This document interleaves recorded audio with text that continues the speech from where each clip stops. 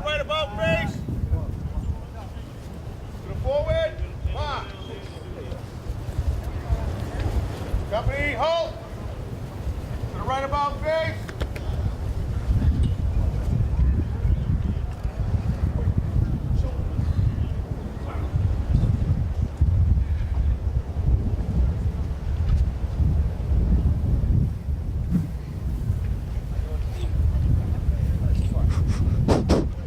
How do you turn it on? What? Is it on? No, I got it. Okay.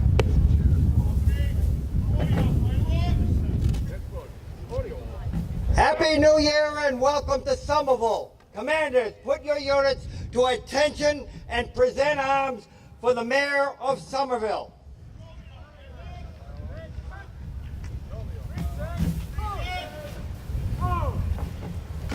He's on. Up.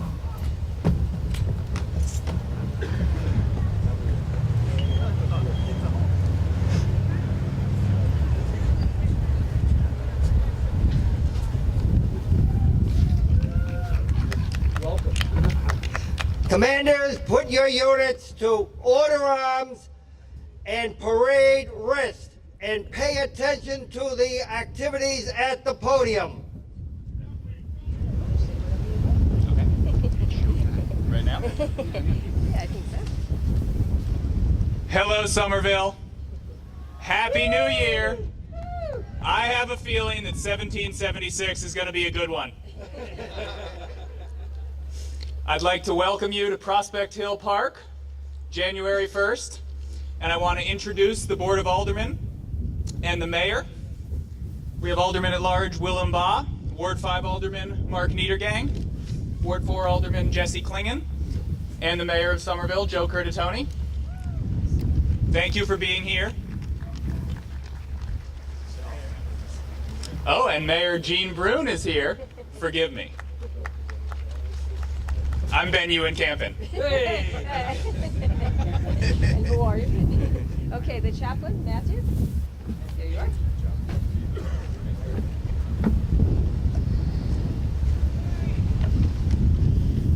This day is sacred to liberty.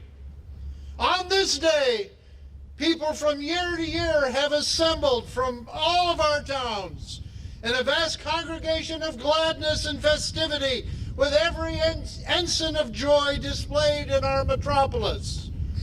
Our metropolis is now, alas, made a garrison of mercenary troops and a stronghold of despotism. We have lived to see the time when British liberty is ready to expire. Our constitution of government, which has so long been the glory and the strength of the English nation, has been deeply undermined and is ready to tumble into ruins. America is threatened by cruel oppression, and the arm of power is stretched out against New England, and especially this colony. This oppression wishes to compel us to submit to the arbitrary acts of legislators who are not our representatives and will not themselves bear the least part of the burdens which, without mercy, they lay upon us. Before the face of this oppression, we light the beacon of liberty. We will raise our flag. The King George has recently told us that our love of liberty precludes our love for him. The King and his ministers will not have us speak of liberty. Every nation, when abled and agreed, has a right to set up over themselves a form of government which to them may appear more conducive to their common welfare, as it was for the children of Israel, as it is for our forefathers.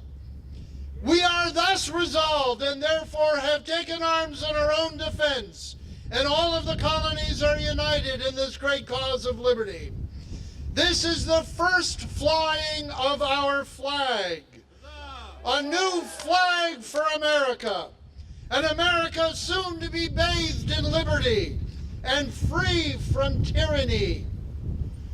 May the Lord hear us on this display.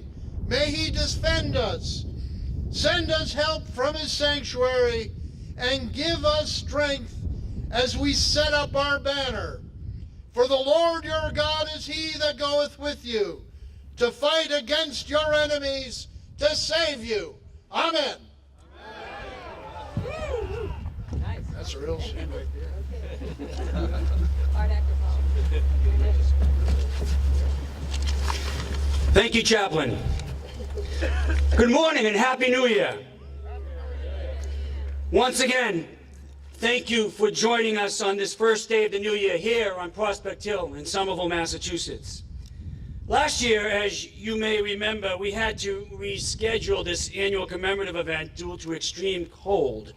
And usually we all stand atop this historic hill huddle together amid sub-freezing temperatures. I remember even as we've been doing this particular event for about 20 years, we used to conduct smaller ceremonies with famous historians and great Somervillians like Isabel Cheney and Fred Lund, who are neighbors of in Prospect Hill, and there'd be 10 of us in sub-freezing temperatures. So today's heat wave, I think we can agree, is a welcome change. I hope that each of you enjoyed a wonderful holiday season with your loved ones, and that 2019 brings to you and to our nation and to our world peace, compassion, and happiness.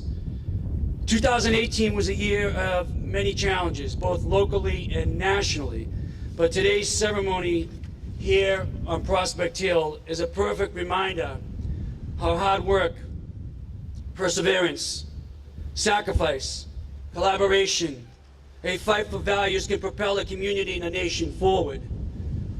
243 years ago on this site, General George Washington commissioned the raising of the first flag of the American colonies, the Grand Union flag. And you're going to hear much more about that from Arthur Byron Delaire in just a few minutes.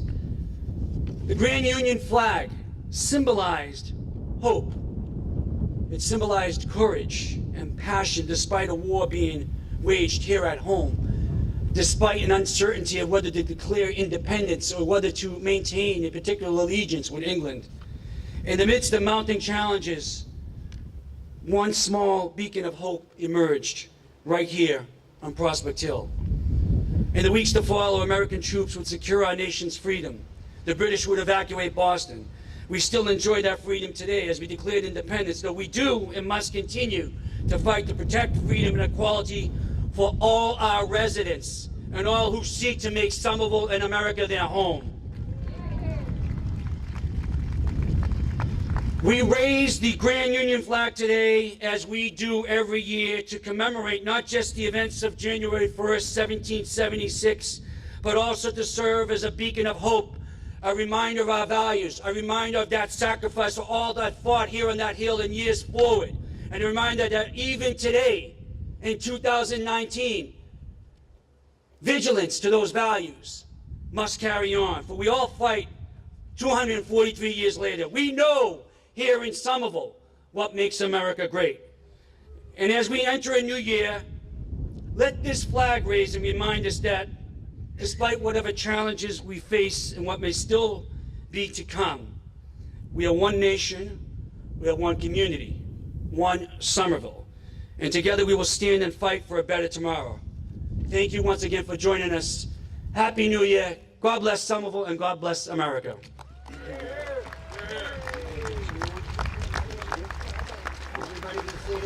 I want to introduce, and before I formally introduce her, I want to thank so many Somervillians, late great historians of Somervillians like Isabel Cheney and Fred Lund, and many people who fought and advocated to remind us of our historical past and maintain that today and all the events we celebrate today. The members of the Somerville Historic Commission, please give them a round of applause. The Somerville Museum, all the militias, the honor guards, the reenactors. In particular, I'd like to welcome up. She has been a champion of America's values, America's past, and Somerville's history and Somerville's past. Please welcome Brandon Wilson. Thank you, Mayor. It gives me great pleasure to stand up here today and see this all come together. It's been a little bit crazy recently. George Washington almost didn't have a horse to ride here today, but some people will tell the story, or maybe George will tell the story. So it's a wonderful day. The weather has come down from a high in a perfect way, which is really nice because we're in between two cold spells and lots of rain and such. So I have to believe that someone up there is really rooting for us. It is a significant day for lots of different reasons, as the mayor has just explained, and Chaplain Mies as well. And I would just like today to bring to your attention some of the historic events that occurred and the historic participants that were there. So we've brought together and assembled quite a crew of people to remind us what it would have been like back in 1776, when I assure you the weather was not like this. If you look at the pictures or images in your program, you will see a very different scene. However, the hill is still here, the tower is there to commemorate, and we shall go forward. So we also want to make sure that everybody has a program, because we would like you to join in the songs when they come. If you didn't get a program, please go back to the table for that, or I have some songs here for everybody to take as well. I'd like to start out by introducing the people that were here that day, maybe not in person, but the Charlestown Militia. And they are going to start us off. Captain Tom Coots is the commander, and he was going to set in context what happened that glorious day of January 1st, 1776.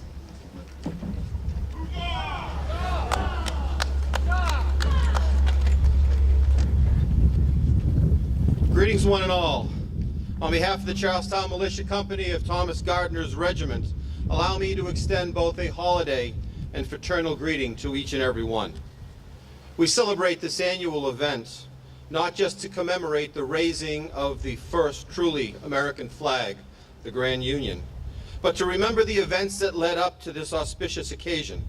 For without those events, there would be no flag raising. It began on April of 1775, when a British expedition set out to confiscate military arms that were stored in Lexington and Concord. An alarm was sent out, and it brought close to 20,000 militia to the vicinity of the Cambridge Common. On June 14th of 1775, General Artemus Ward, General Israel Putnam, Colonel John Stark, and Colonel William Prescott met in a war council at Ward's headquarters on the Cambridge Common. The outcome of that war council resulted in the June 16th march of 1,200 men under the leadership of Colonel Prescott from the Cambridge Common to the top of Bunker Hill. Upon arrival, Colonel Prescott realized that building fortifications on Bunker Hill presented little threat to the British, who were in occupation of Boston. He decided instead to fortify Breed's Hill, where a colonial-built redoubt would be visible to the British from Boston. Upon the next morning, the British realized that the colonial forces had taken up a menacing position and immediately began preparations to dislodge them. Colonel Prescott and his 1,200 men stood firm that day. The British were now provoked to take action. But back in Cambridge, General Artemus Ward feared a second landing at Lechmere Point. So he ordered Colonel Thomas Gardner's regiment to occupy that position. Ward also ordered several regiments to take up defensive positions further down the Charles River in Cambridge, Roxbury Crossing, and Dorchester Heights. By the afternoon of June 17th, British intentions were revealed. Colonel Gardner recognized that the British attack was commencing on Breed's Hill. Gardner's regiment vacated Lechmere's Point and marched across the Charlestown Neck to the Charlestown Peninsula. Gardner arrived at the top of Bunker Hill with his regiment, which was made up of 10 companies of militia. There he was met by General Putnam. General Putnam sent 2 of Gardner's companies over the stone wall to the edge of the Mystic River, where the fiercest of fighting was taking place. At this point, the redoubt was under attack by British regulars for the third and final time.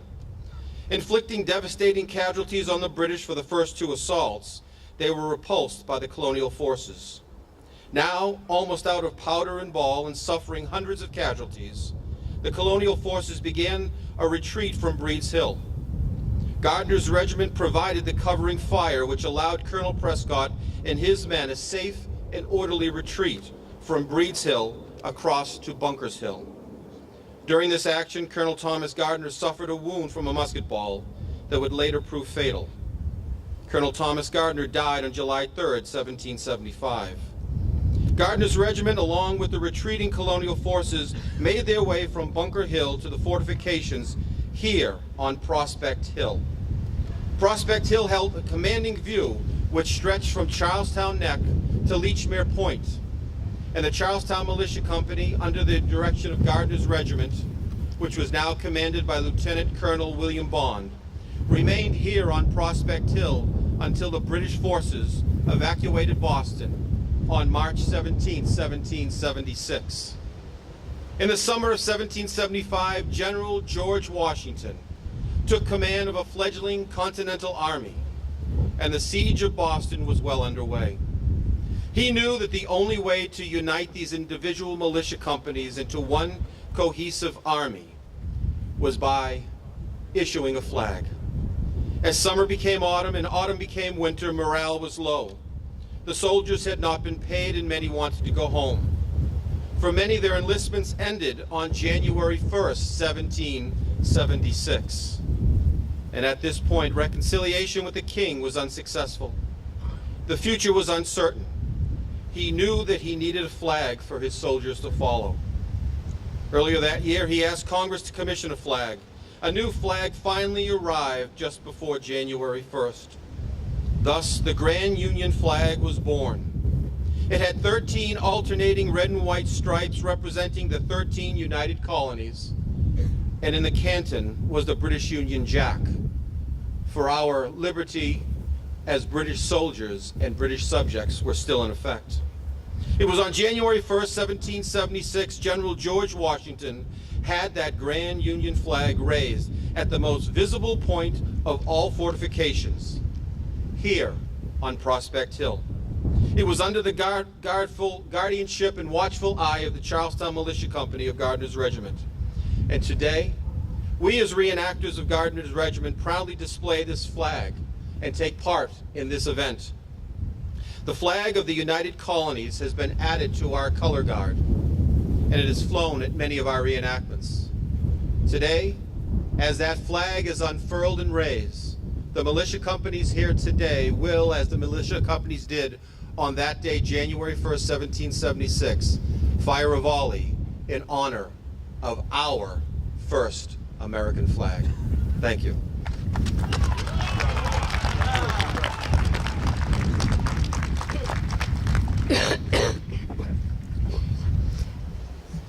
As you know, we separated from Charlestown some time ago, but we still love them. I now have the pleasure to introduce Colonel Richard Schrecka.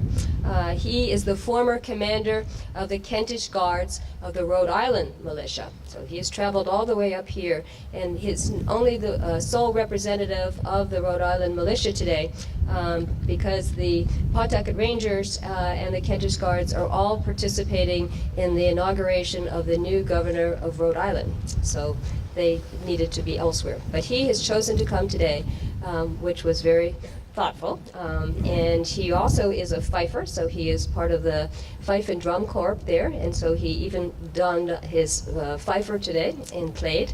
And he is also their historian.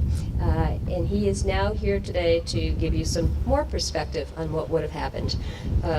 Just so you know that the Kentish Guards was Brigadier General Nathaniel Greene was a member of the Kentish Guards, and he was one of General Washington's ablest commanders, and he commanded the forces right here on Prospect Hill in 1776. Thank you.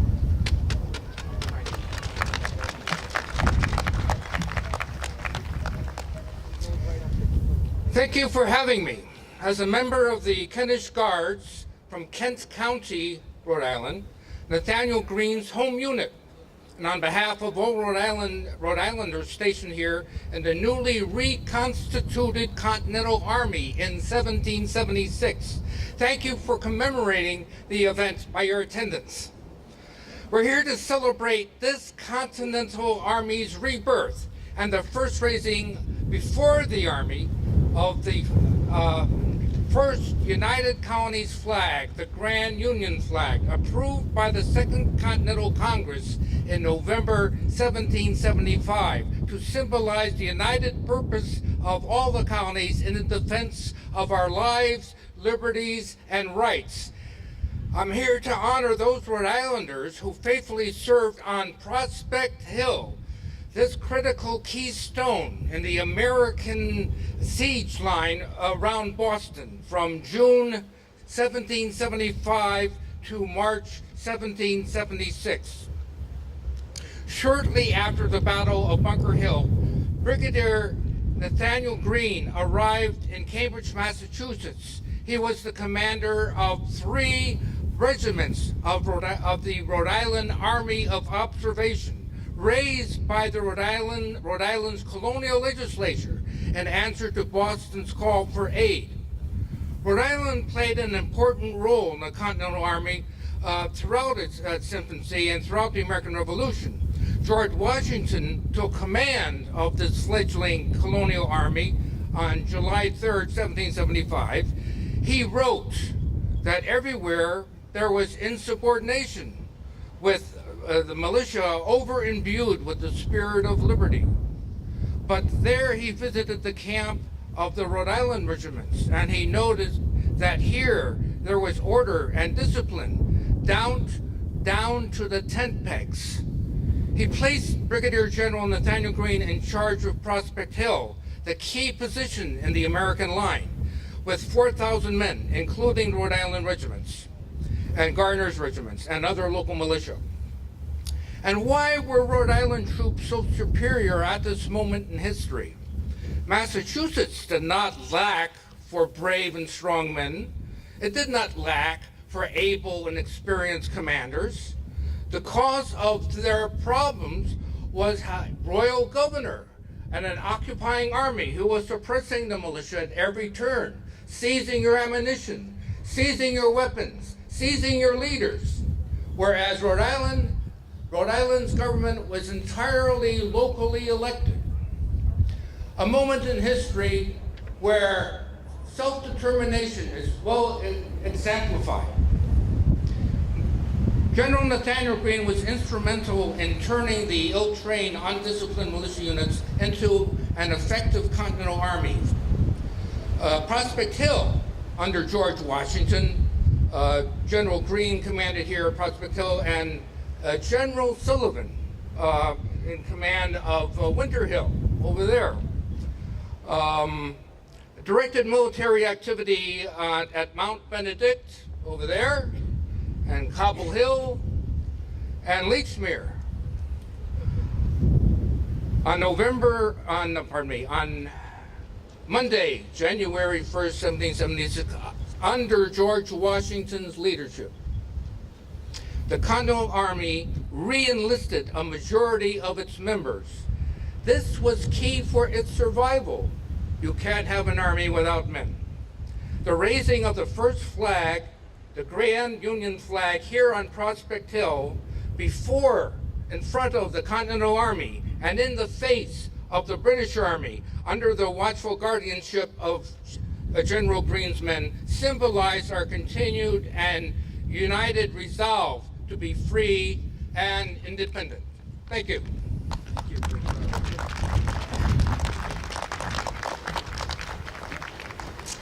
Thank you very much, and for making the trip up here. I do want to acknowledge today also the many people that have made this ceremony possible over the years. As the mayor has said, at one point there was a very small but very loyal and committed grouping that came up here, regardless of the weather.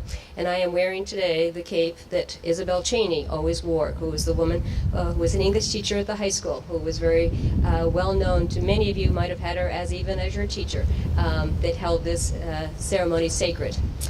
So I'd now like to introduce somebody that actually doesn't need much of an introduction. They're already getting ready for us. Okay. I'd now like to ask to come up to the podium Lieutenant Paul O'Shaughnessy, who is representing Her Majesty's 10th Regiment of Foot. Needless to say, they have come a long distance and they will undoubtedly spark some interesting commentary. Thank you.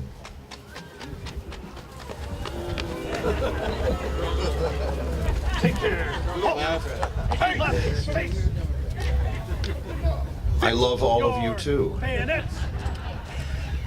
Now I understand that Mr. Washington is here. Shoulder. Ah, sir. Indeed, sir. Yes. You refer to our monarch as a tyrant, as a despot. I'm afraid, sir, you're going to have to look elsewhere for despotism and tyranny. And fear not, I'm sure you'll find it someday. But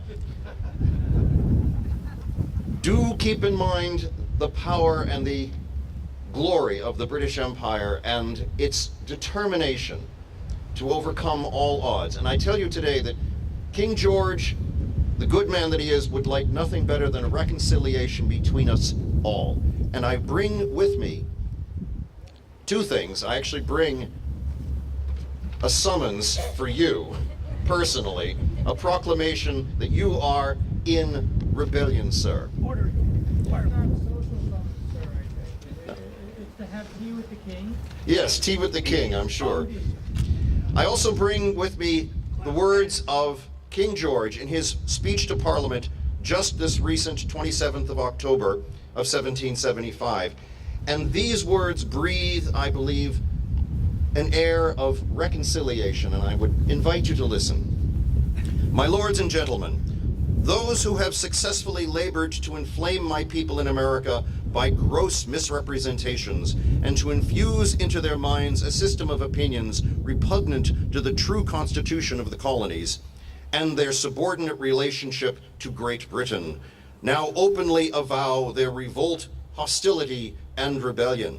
They have raised troops, are collecting a naval force, and have seized, most importantly, the public revenue.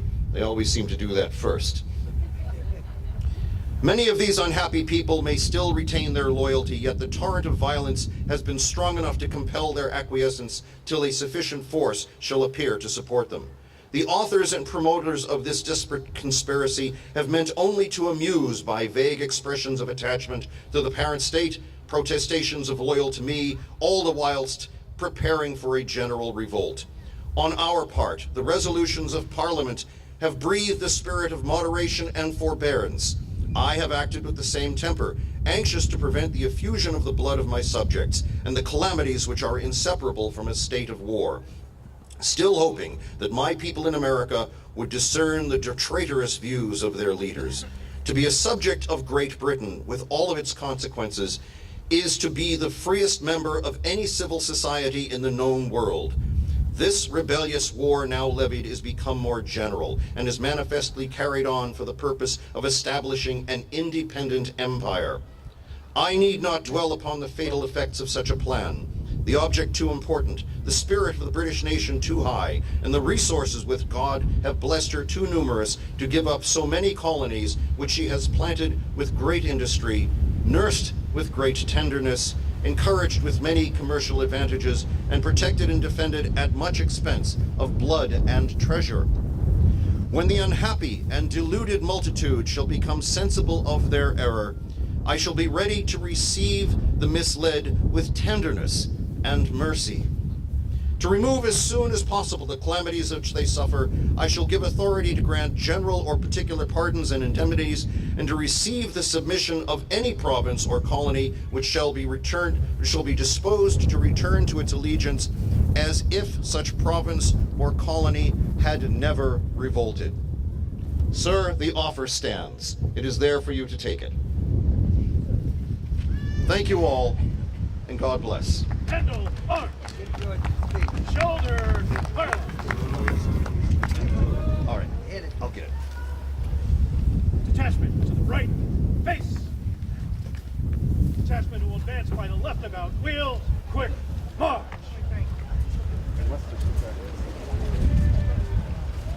You don't have my glass. Right, lead.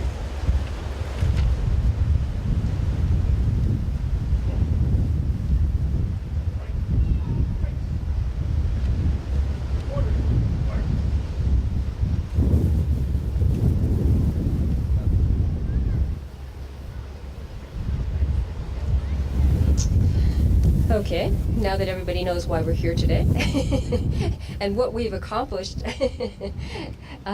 234 years ago, 243.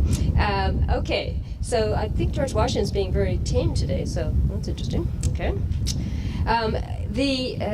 Now have the pleasure to introduce the Ancient and Honorable Artillery Company of Massachusetts, and also my colleague Lawrence Wilworth, who has been the one that has been so helpful and so effective at bringing so many of the militia here today and for the last 10 years. Today they have the Lieutenant Charles McCarthy, the Captain Commanding of the Ancient and Honorable Artillery Company. They are headquartered at Faneuil Hall in Boston. They were originally chartered by Governor John Winthrop in 1638, even way before 1776, to train the leaders for the Massachusetts militia. And its members have served proudly to date in the armed forces of the Massachusetts Bay Colony, the Commonwealth of Massachusetts, and the United States of America. And today I would like to now introduce, to speak to you on their behalf, the Colonel Lawrence A. Wilworth, who is the Commander of Troops, the Quartermaster of the Ancient and Honorable Artillery Company of Massachusetts. He is indeed also a citizen soldier, a combat veteran, and a Somerville resident, and a very proud one at that. And he is here to comment on the historic significance of the raising of the first American flag on Prospect Hill in January 1776. Thank you, Lawrence. Thank you, Brandon.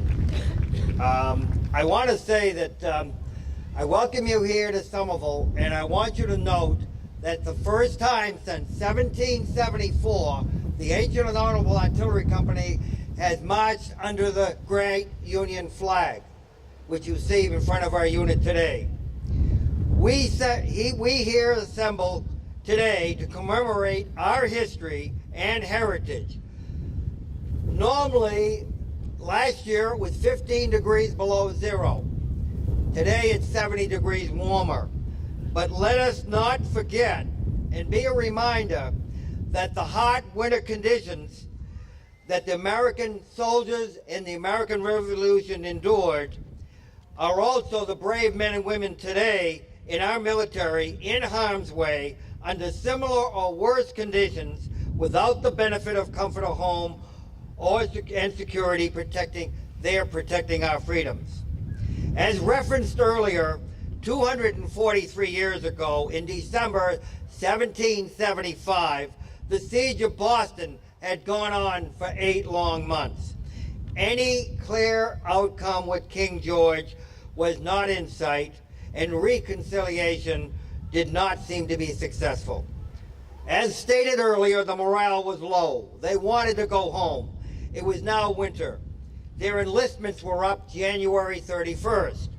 Under these conditions, how would it be possible to create a Continental Army from a militia army on January 1st, 1776, in the midst of battle in front of 8,000 of His Majesty's soldiers?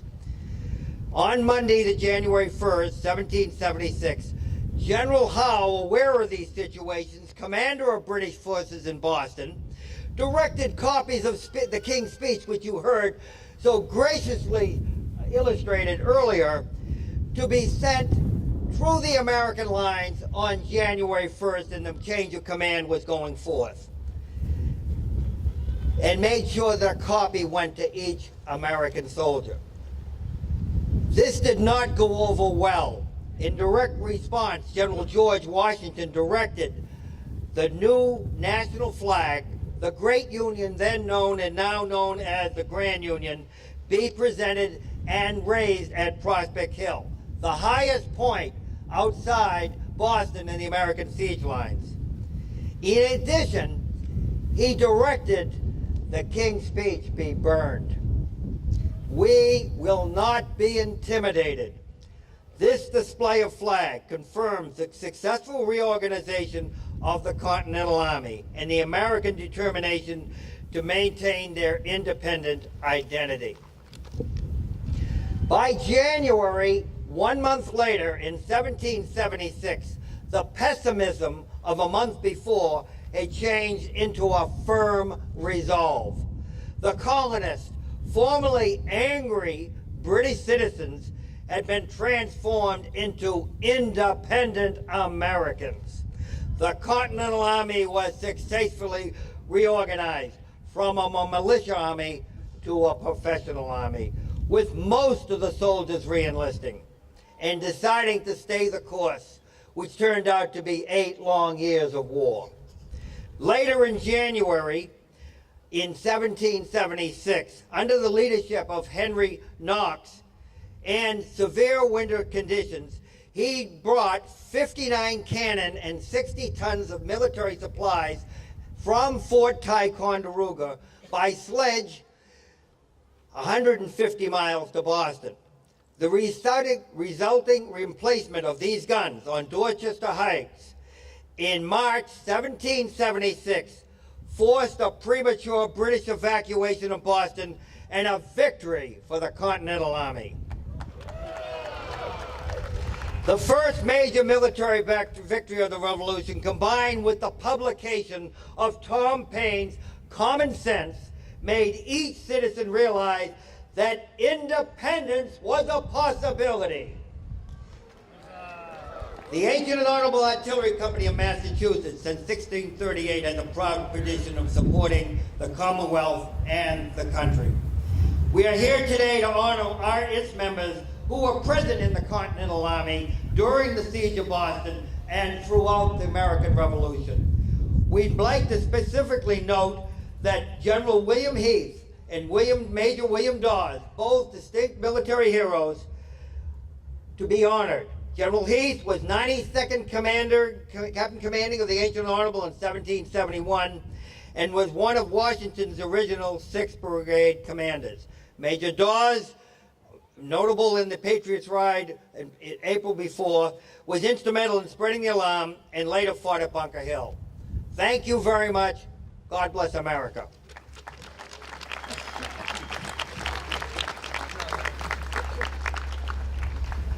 Thank you, Lawrence, for a very rousing interpretation of what happened.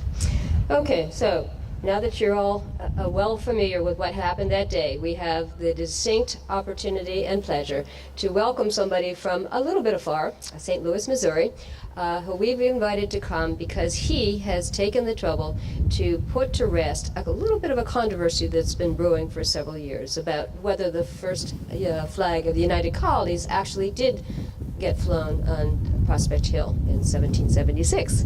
So he has very painstakingly and meticulously done his research and is here today to just give you a little bit of his findings. He has now published it in a book which will be available for sale and him to sign, and we'll tell you about that later. But today he is just going to give you a little brief synopsis of what he has determined.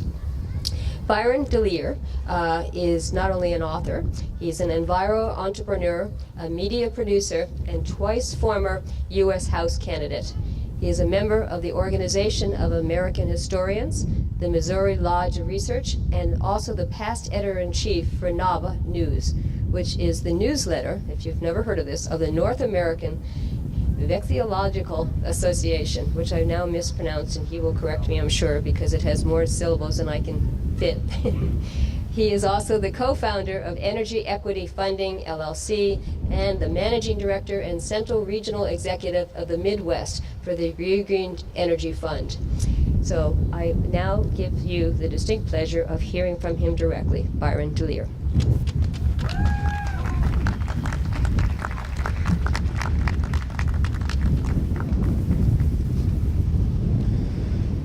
Hello, Somerville! Let me raise this. I'm elevationally blessed, so I oftentimes have to manipulate microphone stands as I give speeches. So what a glorious day to ring in the new year. It's balmy, I would say, by Boston standards. My name's Byron DeLear, and I'm here with my family. My stepchildren, Peter and Ellie, my wife, Vicki, who's expecting a child for 2019. So 2019, we should have a very welcome addition to the family. My sister, Jillian DeLear, who actually lives in Jamaica Plain. We're gathered here today at Prospect Hill, a site where significant milestones in the history of our nation were set. Modern historians often have to dispel myth and legend and debunk inaccuracies to arrive at more academically sound history. And there's been a tendency in the spirit of professionalism to tamp down our appreciation of the founders or what we have been blessed to enjoy as citizens of this nation, made possible by the sacrifice of so many. But we do not need to be subscribers to some sort of patriotic mythology to believe and revel in the fact that great things happened to bring about our nation, that even absurdly miraculous events transpired to establish the United States of America, one of the world's oldest operating constitutional democracies. We're here as patriots. And additionally, obviously that has an implication when you consider the NFL Patriots. We're here as patriots, and the word patriot has its origins in describing parental lineage, like the founding fathers and mothers. And as patriots, we recognize very important things happened right here on this sacred ground. This hill was a point of defense, a fortification to protect against attacks from foreign troops besieged across the way. But in a larger sense, Prospect Hill was a bulwark against tyranny, oppression. When considering the state of mind of the average person serving in the small, poorly equipped Continental Army, what would make one take up arms against a governing power? Put yourself in that soldier's shoes. What would make you take up arms against the government? How oppressed as an individual would you have to be? How solid of a national identity would you have to put your sacred honor, life, and fortune on the line? Everything you had, risking your life. You'd have to have a pretty developed sense of local community as distinct from those who you were fighting to trust risking your entire life and universe and making that risk worthwhile. These are the kinds I think about when studying history. What were people thinking? What were in their heads? This sense of community and national identity is where Prospect Hill and the events that transpired here come into play.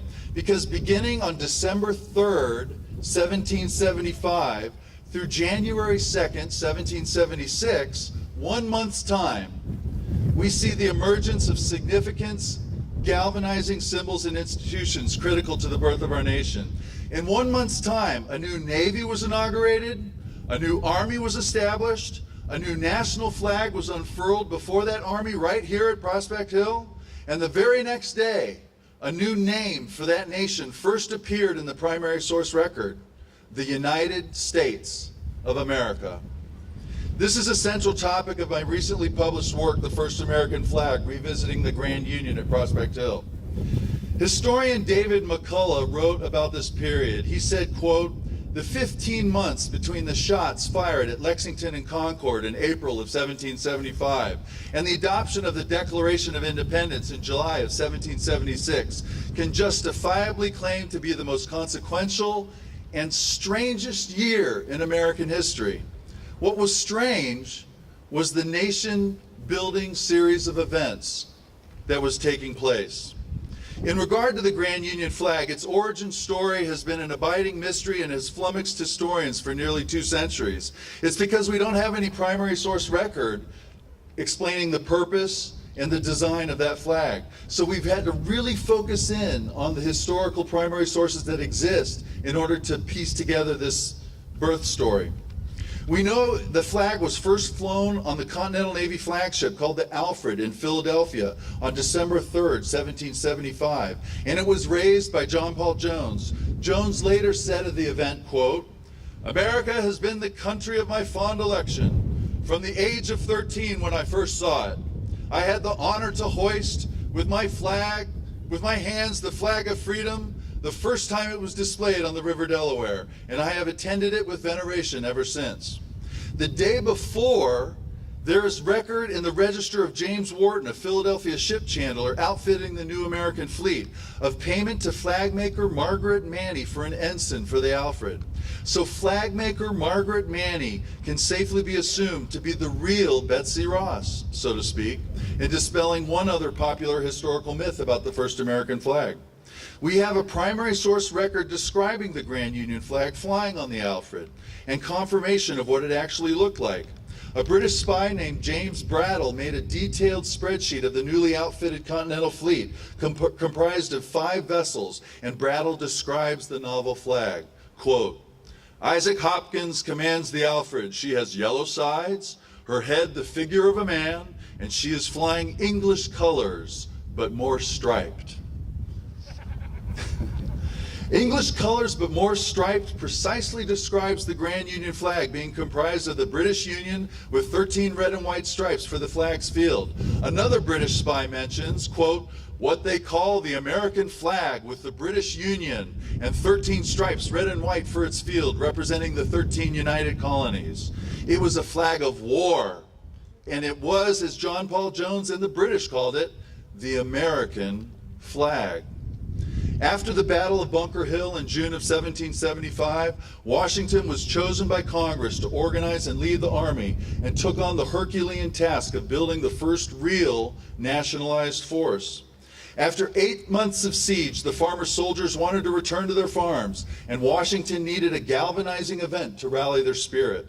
An event like a military ceremony commemorating the new establishment was in order. Suffolk University professor Robert Allison commented on this ceremony saying, quote, enlistments for the all-volunteer army expired December 31st, 1775. Washington was issuing a call to arms for the forces to keep them all from going home. Raising the flag is a sign of differentiation and change in this context, Allison said. Washington, probably more than any of his contemporaries, knew the importance of symbols. During the siege of Boston, the rebels made a mental transition from angry Brits to independent Americans.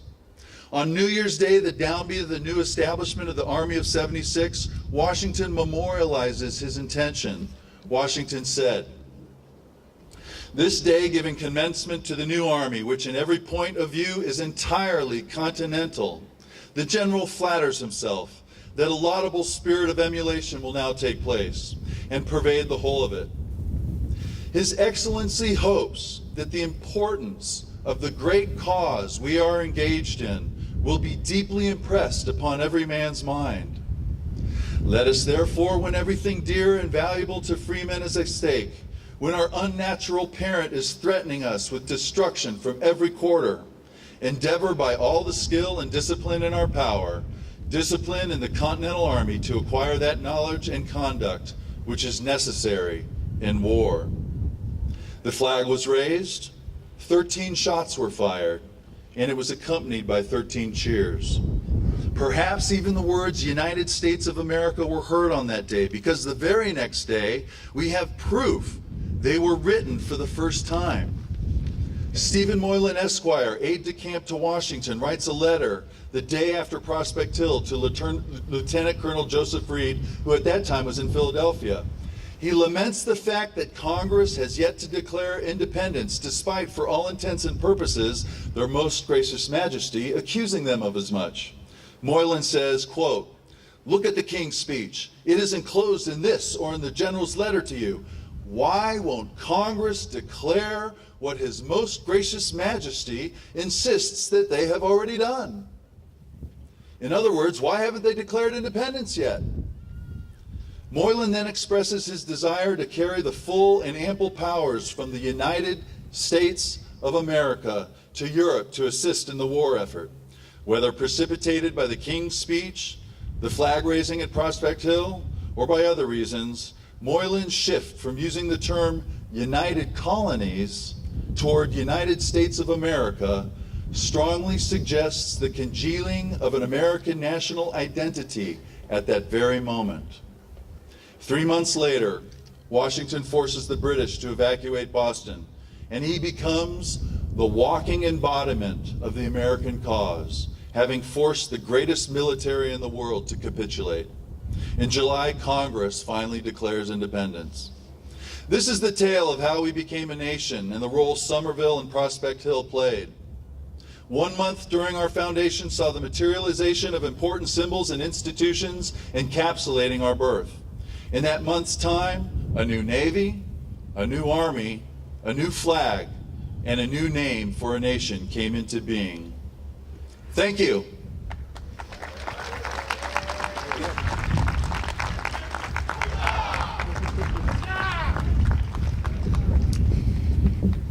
As I said, you can hear more about his flag story that he'll share with you at much greater length. You can ask questions, you can challenge him, and also consider purchasing his book for him to personally sign. And all of these events are free of charge. So just want to mention the three. The first one will be in our community's very own treasure. For those of you that don't know, we have a historic Somerville Museum on Westwood Road. And that will be having this coming Thursday night on January 3rd at 7 o'clock. And there'll be complimentary refreshments served as well. And then the second time will be in a unique setting in the very new Bull Market, which is inside the Remnant Brewery, where you can enjoy craft beer alongside your probing questions on Saturday, this Saturday from 4 to 6 o'clock. And then lastly, in the comfort of your own home, you can watch Channel 3 when Joe Lynch will be interviewing him on his weekly Greater Somerville show. And this will be broadcast throughout the month of January. So I also want to point to you that in the program this year, we've added another image, which is directly from his book. It looks like this, and it's basically the evolution of the flag as it is over many, many decades, and it's quite fascinating. So thank you so much, Byron, for sharing your wisdom, for doing the research on our behalf, and putting this all to rest. I'd now like to bring up to the stage one of our locals, a resident of Prospect Hill, who will lead us in songs as well. And that is David Scott, who is the Associate Professor of Music at Berkeley School. Thank you.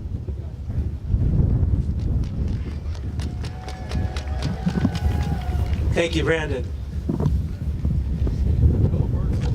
So we are going to be doing a couple of pieces of music here that go back. One is from the 18th century and one is from the 20th. They're great American patriotic songs, and both of them have a common theme of a touch of irreverence. I think it's very appropriate that it shows that love of country can go hand in hand with a little bit of critique as well, and America can take it. So I would invite you to sing along. And remember a very old truism of outdoor singing that I just made up. It's better to sing loudly than to sing well. So please join me. Father and I went down to camp along with Captain Gooding, and there we see the men and boys as thick as hasty pudding. Yankee Doodle, keep it up, Yankee Doodle dandy. Mind the music and the step, and with the girls be handy. And there we see 1,000 men as rich as Squire David, and what they wasted every day, I wished it had been saved. Yankee Doodle, keep it up, Yankee Doodle dandy. Mind the music and the step, and with the girls be handy. And there we see a swamping gun, large as a log of maple, upon a deuced little cart, a load for father's cattle.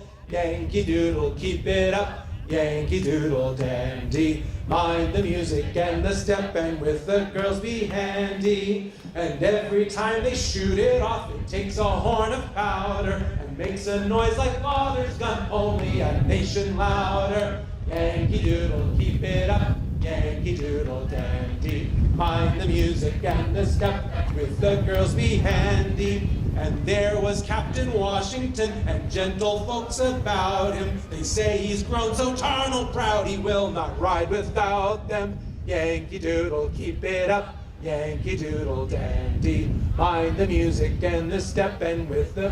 One more time. Yankee Doodle, keep it up, Yankee Doodle dandy. Mind the music and the step, and with the girls be handy. Sorry, General Washington. As I was walking a ribbon of highway, I saw above me an endless skyway. I saw below me a endless valley. This land was made for you and me. This land is your land, this land is my land. From California to the New York Island, from the Redwood Forest to the Gulf Stream waters.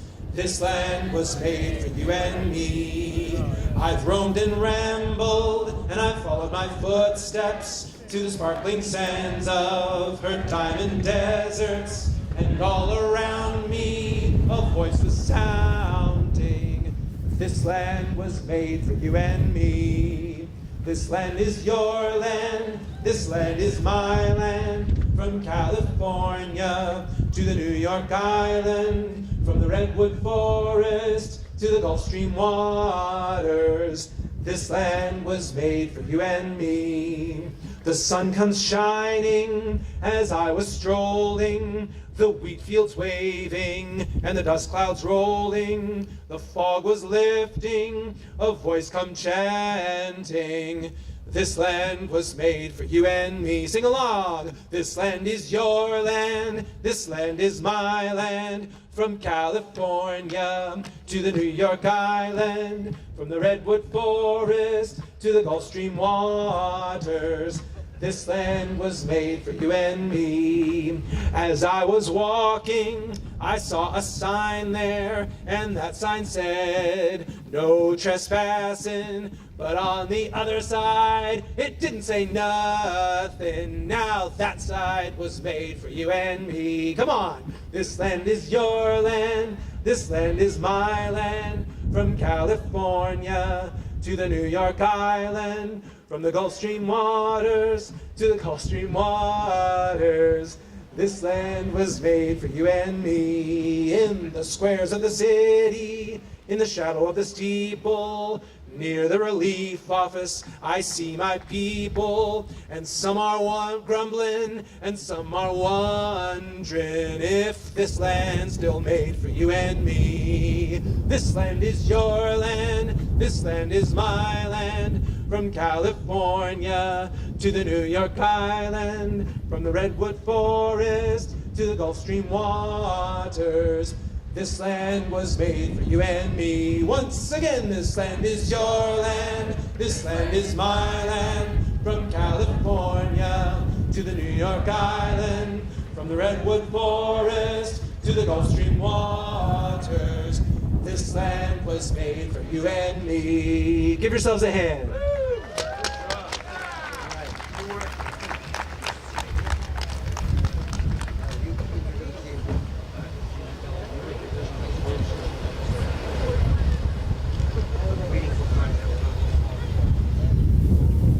We will now have the greetings from the Continental Congress delivered by a very special person up here on stage with me, which is former Mayor Jean Brun.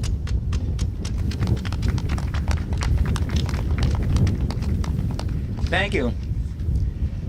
Well, General, we had to hear some harsh remarks today, but we have to remember who's celebrating here today. Greetings from the Continental Congress. In behalf of Benjamin Franklin, recommendations and directions of the Continental Congress, the new Continental Army of 26 regiments has been created. We are highly pleased with the continuing improvements of the Army under the leadership demonstrated by General George Washington. I am fully confident of its success in the future. I traveled to this event today to show support of the new Continental Army and the raising of the first United Colonies flags, the Great Union. This flag forevermore will be symbolize the unity and purpose of the United 13 Colonies in support of the new Continental Army. As a designation of the new symbol of the national identity, I hereby present this flag to you, General George Washington, to be displayed at the most visible point for all to see. Commanders, bring your units to attention and present arms for General George Washington.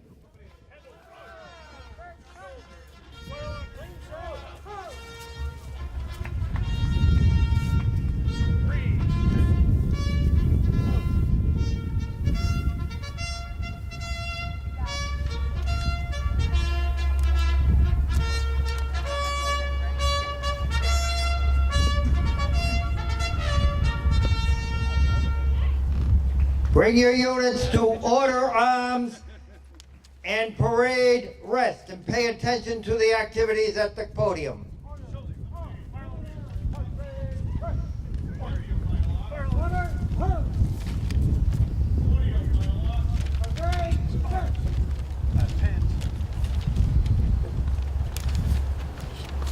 I am General George Washington, Commander of the Continental Army, by authority granted by the Second Continental Congress. On Monday, January 1st, 1776, we celebrate the formation of a new Continental Army. Yay! In response to the King's speech being distributed through our lines, I hereby direct that these Continental colors, hereforth called the Great Union Flag, be raised on the most visible position in the American lines, Prospect Hill.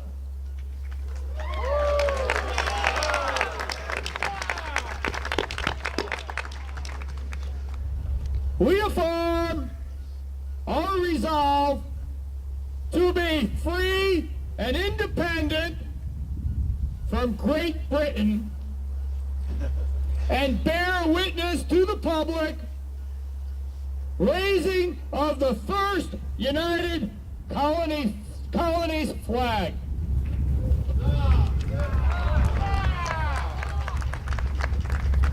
In addition, I hereby direct that His Majesty's speech be publicly burned. Detail. Detail. Fire detail forward.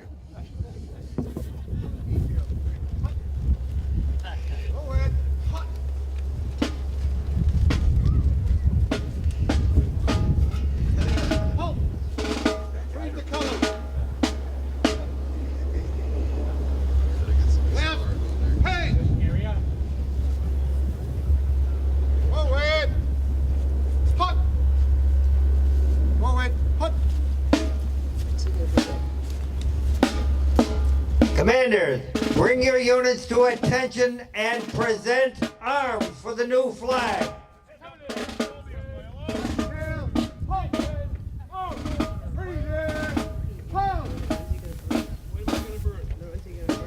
What? Burning. You need to know about burning. Burning? Burn the flag? Well, it's all right. Bugler, sound to the colors and raise the flag.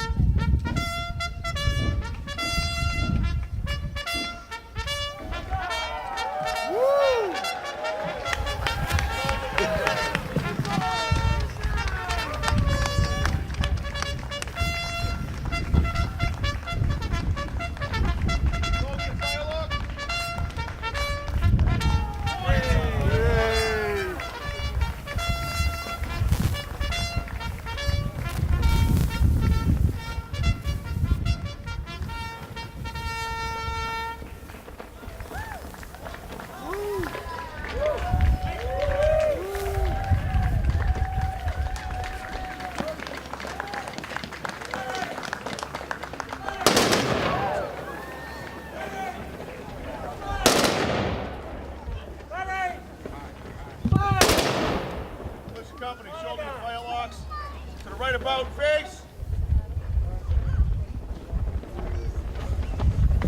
Commanders, bring your units to order arms. Okay, There you go. shoulder your fire locks. The mayor will do the Pledge of Allegiance. Pledge of Allegiance. Order your fire locks. Commanders, bring your units to present arms for the Pledge of Allegiance. Shoulder your fire locks. Present arms.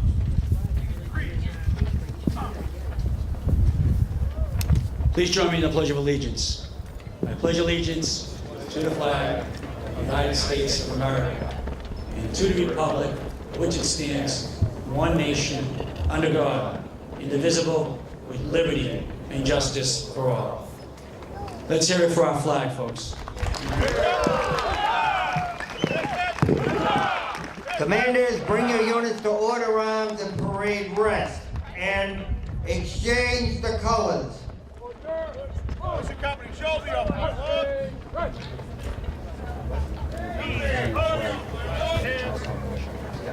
No, they're not going to.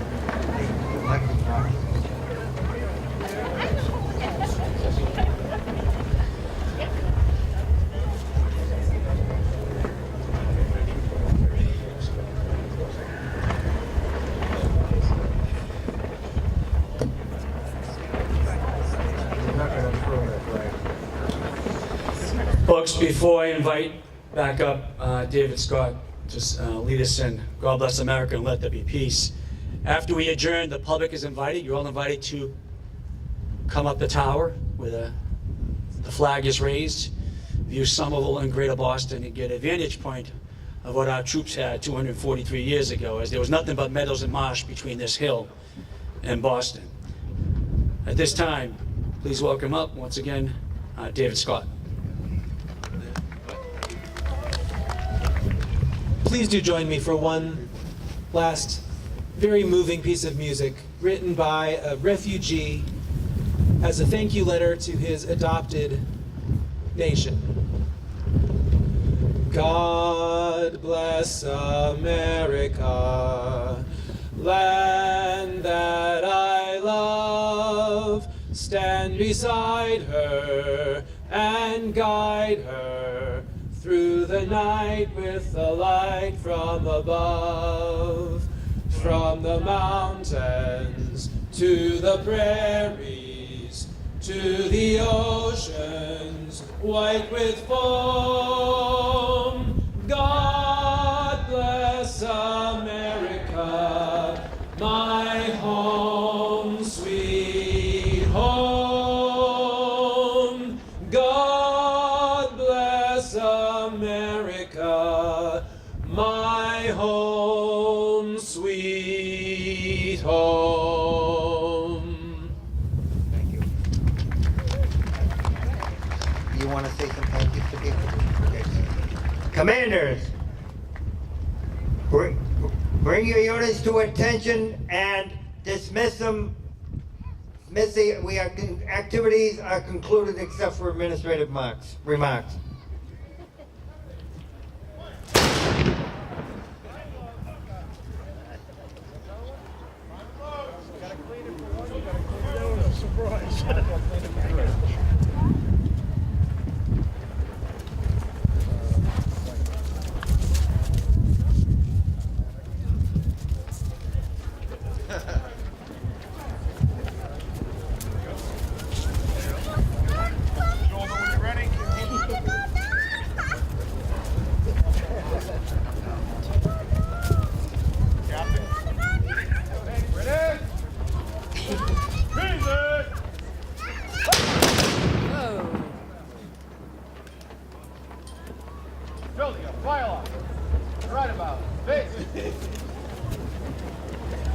Well done, lads. Well done. 3 cheers for General Washington.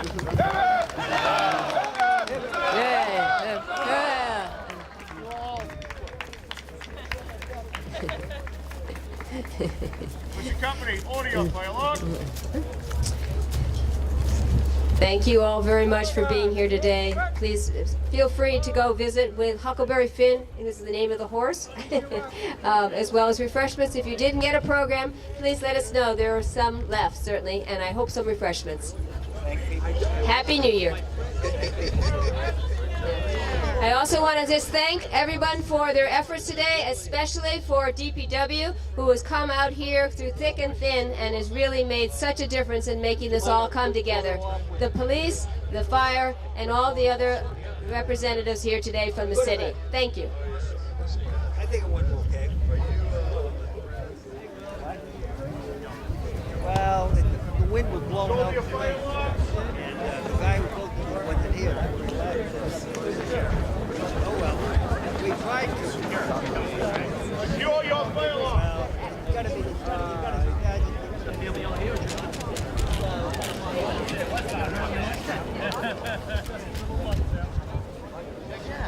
Show me your firearm.